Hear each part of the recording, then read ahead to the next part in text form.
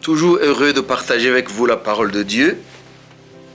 Je vous annonce à travers ce court message la reconstruction imminente du troisième temple juif sur le mont du temple, sur ce que le monde arabo-musulman appelle l'esplanade des mosquées.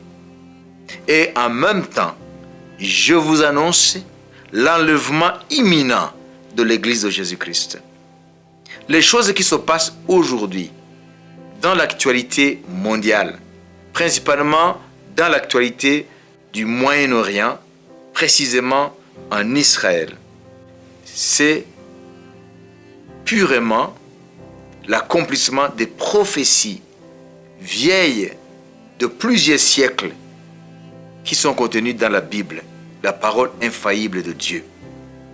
Vous voyez, aujourd'hui, l'actualité sur Israël, à travers les médias, que ce soit les médias mainstream, les grandes télévisions, que ce soit les réseaux sociaux, nous savons que Israël, depuis décembre 2022, il y a plus de mois, a un nouveau gouvernement qui est qualifié de gouvernement d'extrême droite, où la majorité, ce sont des juifs ultra-orthodoxes.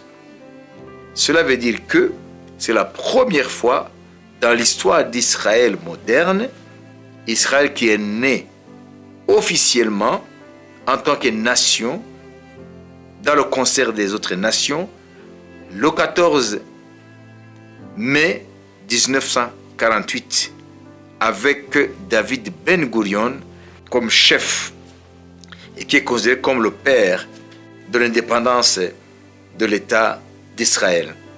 Et j'aimerais souligner en passant que l'Israël moderne n'a pas été l'œuvre des juifs croyants. Depuis Theodor Herzl, qui est le père du sionisme, et d'autres sionistes qui ont milité pour la naissance d'un État juif en Israël, qu'on appelle en Palestine, quoique Palestine n'est pas un nom biblique, c'est un autre cours que nous pouvons donner, d'où est venu le mot Palestine. Mais ce qu'il faut comprendre, que Israël moderne a été l'œuvre des pionniers sionistes qui étaient pratiquement tous des personnes qui n'étaient pas croyants dans le judaïsme. Et l'État d'Israël a été considéré comme un État démocratique, selon les critères occidentaux. C'est pour cela que Israël a toujours eu comme allié historique les États-Unis d'Amérique en premier lieu et les États européens. Parce que le monde occidental considérait l'État d'Israël au sein du monde arabo-musulman du Proche-Orient comme un petit Occident sur le plan politique, parce que Israël était considéré comme une nation moderne qui est bâtie sur les principes démocratiques. Pourquoi? Parce que le gouvernement israélien, depuis la naissance d'Israël moderne, a été toujours composé de croyants et de non-croyants, des Israéliens qui ne sont pas juifs, qui sont arabes. Donc c'était un rapport composé de différentes forces politiques en Israël. Et je rappelle aussi en passant que tout Israélien n'est pas juif. Donc Israël moderne est composé des juifs, descendants d'Abraham, d'Isaac et d'Israël, de Jacob, génétiquement, mais aussi des Israéliens qui ne sont pas génétiquement descendants d'Abraham. Par exemple, les Israéliens qui le sont par l'acquisition de la nationalité, par exemple, donc ils sont appelés aussi Israéliens, mais ils ne sont pas descendants d'Abraham, d'Isaac et de Jacob. Et ce qu'il faut savoir aussi, c'est que aujourd'hui, c'est la première fois qu'en Israël, ils ont un gouvernement qui est essentiellement composé des Juifs qui sont des Juifs réellement croyants dans le judaïsme. C'est pour cela que le gouvernement Netanyahou, c'est lui le chef de ce gouvernement-là, le Premier ministre, c'est un gouvernement qui inquiète les États-Unis aussi bien que les Européens, qui ont été leurs alliés jusqu'à aujourd'hui. Pourquoi? Parce qu'ils disent que ce gouvernement s'écarte des principes démocratiques. Déjà, c'est une région fragile sur le plan des équilibres. Le problème israélo-palestinien, c'est un problème crucial. C'est un problème très épineux. Vous avez par exemple l'Assemblée générale de l'ONU, à laquelle aussi fait partie Israël, n'a pas accepté jusqu'à aujourd'hui la souveraineté d'Israël sur Jérusalem. C'est les États-Unis d'Amérique, sous Donald Trump, qui ont reconnu Jérusalem, toute la ville de Jérusalem, Jérusalem Est, c'est-à-dire l'ancienne Jérusalem, et Jérusalem Ouest, comme capitale indivisible et éternelle d'Israël. Donc, le statut de Jérusalem ne fait pas l'unanimité. Parce qu'il y a le statu quo qui dit que Jérusalem n'est pas juive. Donc, les Arabes y ont droit, donc les Palestiniens, mais aussi les autres croyances comme les chrétiens. Donc, ça aussi, c'est un problème qui est là, qui est latent, mais un problème majeur. Et voilà qu'on a maintenant en Israël un gouvernement qui a comme ambition, comme mission même messianique, de provoquer une guerre afin que les 2 mosquées soient détruites pour que soit construit leur 3e temple. Donc l'enjeu aujourd'hui, c'est le monde du temple. L'enjeu aujourd'hui, c'est le statut de la vieille ville de Jérusalem. Et aujourd'hui, les visées de ce gouvernement inquiètent non seulement les alliés historiques d'Israël, ça veut dire à savoir les États-Unis et les pays européens, mais aussi le monde entier, les nations arabes, le monde arabo-musulman et d'autres puissances du monde sont inquiètes. Ces puissances par rapport à la politique de ce nouveau gouvernement, et il ne s'en cache pas, comme l'a précisé l'ex-ambassadeur israélien à Paris, qui est aussi historien. Il a abordé ce problème de la politique du nouveau gouvernement dirigé par Netanyahou avec stupeur, avec un cœur plein d'incertitude par rapport à l'avenir d'Israël et à l'avenir de Jérusalem et l'avenir de cette région-là du Moyen-Orient. Alors, qu'est-ce qu'il faut dégager comme leçon par rapport aux prophéties bibliques si nous considérons le programme politique de ce nouveau gouvernement d'Israël qui est là depuis décembre 2022? Vous savez, la Bible dit que avant la venue de Jésus, avant la venue visible de Jésus, sur le mont du temple sera érigé le 3e temple juif.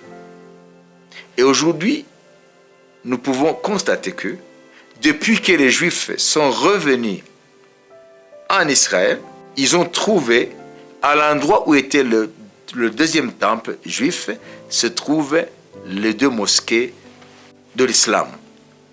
Et ces 2 mosquées existent là depuis le 7e siècle après Jésus. Ça veut dire 7 siècles après dispersion du peuple juif dans les différentes parties du monde, depuis l'an 70, lorsque l'armée romaine a investi Juda et Jérusalem sous le commandement de Titus, et l'armée romaine a vaincu les forces juives qui s'opposaient à l'autorité romaine en Judée, et Titus avec son armée ont détruit le temple de Jérusalem. Et depuis ce jour-là, il s'est passé 7 siècles sans qu'il y ait un temple ou quelque édifice religieux à cet endroit-là. Et c'est au 7e siècle après Jésus, 7 siècles après la dispersion des Juifs, que les 2 mosquées ont été construites là-bas. Et depuis que les Juifs sont là, en 1948, ils ont conquis en 1967 la vieille ville de Jérusalem avec le mont du temple, mais ils n'ont pas encore construit le 3e temple. Alors que la priorité dans l'histoire du peuple juif, lorsqu'ils reviennent dans leur pays après la diaspora, la première chose à faire, c'est rebâtir l'autel des sacrifices, mais aussi le temple de leur Dieu. C'est ce qu'ils ont fait lorsqu'ils sont revenus de l'exil en Babylone. Mais aujourd'hui, depuis 1967, ils ont le mont du temple, mais ils ne peuvent pas reconstruire le troisième temple. Et ce gouvernement à l'heure actuelle a l'ambition de reconstruire le troisième temple. Cela sort de la logique des nations modernes d'aujourd'hui. Ça veut dire que leurs alliés ne comprennent pas comment ce gouvernement va survivre avec ce programme politique. Donc c'est une grande consternation dans le monde entier lorsqu'on se demande, lorsqu'on pense à l'applicabilité, à la faisabilité, à la mise en pratique de cette politique-là. Déjà, la ville de Jérusalem pose question, pose problème sur le plan international. Déjà, le mont du Temple, c'est un endroit explosif. Alors, qu'est-ce qui va advenir à Israël s'il passe à l'action? La Bible dit, lorsque Dieu entre en scène dans l'histoire de l'humanité, il se passe des choses drôles. Il se passe des choses irrationnelles. Voilà ce que la Bible dit, par exemple, au niveau de la construction de ce troisième temple. Dans la seconde épître de Paul aux Thessaloniciens, chapitre 2, verset 1 jusqu'au verset 7, nous lisons: pour ce qui concerne l'avènement de notre Seigneur Jésus-Christ et notre réunion avec lui, nous vous prions, frères, de ne pas vous laisser facilement ébranler dans votre bon sens et de ne pas vous laisser troubler, soit par quelque inspiration, soit par quelques paroles ou par quelques lettres qu'on dirait venir de nous, comme si le jour du Seigneur était déjà là. Donc même à l'époque de Paul, il y avait des faux prophètes, des faux apôtres, qui annonçaient que Jésus est déjà de retour. Que personne ne vous séduise d'aucune manière, car il faut que l'apostasie soit arrivée auparavant. Donc il faut qu'il y ait d'abord l'abandon de la foi. Donc l'un des signes majeurs que le jour du Seigneur est proche, c'est que nous verrons les nations qui se disaient avoir foi en Christ, ça veut dire les nations dites chrétiennes, abandonner la foi et devenir des nations athées. Nous le voyons aujourd'hui en Occident. Donc l'Occident qui se disait l'Occident chrétien, aujourd'hui ce sont des nations athées, mais spirituellement parlant païennes. Parce qu'on peut ne pas adorer le Dieu vivant, mais adorer d'autres dieux. Donc la raison, c'est une idole par exemple. La technologie, si la technologie est notre espérance, elle devient notre Dieu. Donc vous voyez, ici il faut que l'apostasie arrive auparavant et qu'on ait vu paraître le fils de la perdition, donc l'antéchrist, l'adversaire qui s'élève au-dessus de tout ce qu'on appelle Dieu ou de tout ce qu'on adore, jusqu'à s'asseoir dans le temple de Dieu, se proclamant lui-même est Dieu. Vous voyez? Donc ici, Paul prophétise que avant le retour de Jésus, il y aura le troisième temple. Parce que cet antéchrist n'ira pas s'asseoir dans quelque chose qui n'existe pas. Donc, vous comprenez ici, il y aura bel et bien le troisième temple avant le retour de Jésus. Et maintenant, ne vous souvenez-vous pas que je vous disais ces choses lorsque j'étais encore chez vous? Et maintenant, vous savez ce qui le retient, donc l'Antichrist, afin qu'il ne paraisse qu'en son temps. Car le mystère de l'iniquité agit déjà. Il faut seulement que celui qui le retient encore ait disparu. Alors paraîtra l'impie que le Seigneur Jésus détruira par le souffle de sa bouche et qu'il anéantira par l'éclat de son avènement. Donc il y a celui qui retient l'Antéchrist pour qu'il apparaisse au grand jour. Donc le mystère de l'iniquité agit déjà, mais il y a une force, il y a quelqu'un qui a la force et la puissance de retenir l'apparition de l'Antéchrist jusqu'à son temps. Et la Bible révèle que c'est l'Église de Jésus-Christ, le temple du Dieu vivant, avec le Saint-Esprit agissant en son sein, qui retient l'apparition de l'Antéchrist. Donc lorsque l'enlèvement aura lieu, alors le chemin sera ouvert pour que l'Antéchrist maintenant apparaisse au grand jour. Et vous savez que cet Antéchrist-là doit aller à Jérusalem, dans le temple des Juifs. Donc le troisième temple sera reconstruit. Voilà pourquoi aujourd'hui l'actualité dans cette partie du monde, ça veut dire en Israël, c'est une actualité qui est pertinente par rapport aux prophéties bibliques et par rapport aux signes qui montrent que Jésus est à la porte. Et pour les Juifs alors, la Bible nous dit, après l'enlèvement de l'Église, c'est les nations du monde entier, même celles qui étaient alliées d'Israël, se retourneront contre ce peuple, contre Israël. Et nous envoyons déjà les signes avec le gouvernement actuel de Netanyahou qui commence à être pointé du doigt comme un gouvernement qui vient mettre le feu aux poudres, qui vient mettre de l'huile au feu dans une région déjà explosive avec le problème israélo-palestinien. Et la Bible nous dit que après l'enlèvement de l'Église, les nations s'assembleront pour attaquer Jérusalem, pour attaquer le peuple juif. Et Dieu dit que 2/3 des Juifs de cette époque mourront, périront. Zacharie 13, chapitre 13, verset 8, il est dit, « Dans tout le pays, dit l'Éternel, les 2/3 seront exterminés, périront, et l'autre tiers restera. Et je le purifierai comme on purifie l'argent, je l'éprouverai comme on éprouve l'or. Ils invoqueront mon nom, et je l'exaucerai. Je dirai, c'est mon peuple, et il dira, l'Éternel est mon Dieu. » Ces prophéties sont aujourd'hui en train de se réaliser. Donc, l'idée de reconstruire le 3e temple est déjà lancée. Le gouvernement qui veut y travailler est déjà là il y a un mois. Donc, vous voyez que nous dirigeons vers la guerre d'Armageddon qui aura lieu à la fin du règne d'Antéchrist. Et les Juifs, ceux qui accueilleront à grande pompe, ceux qui vont accueillir comme leur sauveur, vous savez, l'Antéchrist et le faux prophète, alors ils découvriront que celui qu'ils ont accueilli comme leur Messie, c'était un faux Messie, un faux Christ. Jésus a dit, je suis venu au nom de mon Père et vous ne m'avez pas reçu. Il parlait aux Juifs de cette époque. Quelqu'un d'autre viendra en son nom, vous le recevrez. Donc ils commenceront à recevoir le faux Christ avant que le vrai Christ apparaisse. Et comment est-ce qu'ils reconnaîtront le vrai Christ?